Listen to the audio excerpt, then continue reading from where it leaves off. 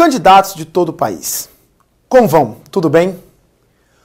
Hoje, a dica é lembrar sobre empresas públicas e sociedades de economia mista. Antes que possamos falar sobre essas estruturas que são da administração indireta, temos que estudar algo anteriormente, que são os setores de atuação do Estado. Existem 3 setores que são os mais comentados pelas bancas de concurso. Primeiro setor são as atividades ligadas literalmente à atividade pública, como saúde e segurança. Segundo setor são atividades características da iniciativa privada, como o comércio, o exercício da função empresarial ou as atividades lucrativas também chamada. E o terceiro setor, nós temos a sua noção pela leitura do artigo 6º da Constituição, que são atividades que podem ser desenvolvidas tanto pelo Estado como pela iniciativa privada, usando como exemplo as instituições paraestatais como serviços autônomos, o SESC, o SESI, o SEBRAE e entre outros. Agora, quando falamos de empresas públicas e sociedades de economia mista, é a atuação do Estado realizando intervenção no segundo setor. Lembrando novamente, no segundo setor, pois o Estado exercerá funções lucrativas ou com possibilidade de lucro para preservar interesses sociais. Neste caso, o Estado irá se comportar como iniciativa privada, chamado por grande parte da doutrina como Estado empresário. O que ocorre?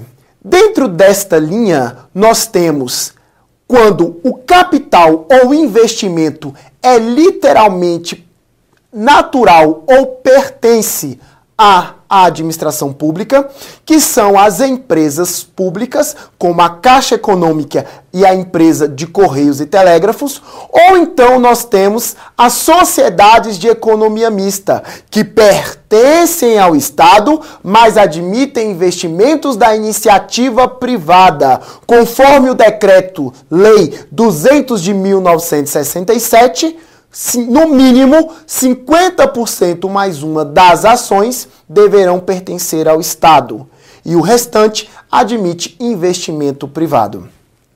Senhores candidatos, não errem na ideia de pensar que é 51%. Isso é uma visão genérica. O texto do Decreto-Lei 200 de 1967 fala em, no mínimo, 50% mais um das ações. Agora, o que é importante lembrar, que é o que está sendo mais referenciado nas bancas examinadoras, é a natureza das empresas públicas e das sociedades de economia mista. Buscamos a análise. Quando falamos em imunidade tributária, que é a dispensa do pagamento de impostos no termos dessa legislação, se falarmos em sociedade de economia mista prestadora, ela possui imunidade por interpretação do Supremo Tribunal Federal. Mas quando falamos de sociedade de economia mista exploradora de atividade econômica, ela não possui o direito a essa imunidade. Candidato, você pode perceber que nos 2 alinhamentos de questão eu falei sobre sociedade de economia mista, porém, uma prestadora de serviço público e a outra exploradora de atividade econômica. Então, todas as vezes que for criado uma empresa pública ou uma sociedade de economia mista, deverá ser definido se ela vai ser uma prestadora de serviço público, conforme os dispositivos do artigo 175 da Constituição Federal, ou então exploradoras de atividade econômica, conforme o dispositivo do artigo 173 da Constituição Federal. Para que fique melhor a nossa compreensão, você deve lembrar o seguinte: independente de empresa pública ou sociedade de economia mista, se ela for prestadora de serviço público, ela não vai trabalhar no regime de concorrência, ou ela vai prestar serviços essencialmente públicos ou vai ter um monopólio da atividade prestada. Como nós temos o exemplo, os Correios, com relação à ideia de monopólio na área de postais.